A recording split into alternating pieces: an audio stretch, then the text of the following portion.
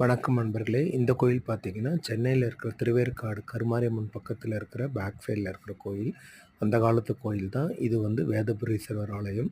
இந்த கோயிலோட சிறப்பம்சம் என்னன்னா, எப்படி திருக்கடவுர்ல 60ஆம் கல்யாணம், 80ஆம் கல்யாணம் பண்றாங்களோ, இந்த கோயில்லயும் அற்புதமா பண்றாங்க. அத விட எந்த கோயிலும் இல்லாத சிறப்பம்சம் பார்த்தீங்கன்னா, கோயில் லிங்கத்துக்கு பின்னாடி பார்த்தீங்கன்னா, சிவனும், பார்வதியும் தம்பதி சமேதரா காட்சி தந்திருப்பாங்க.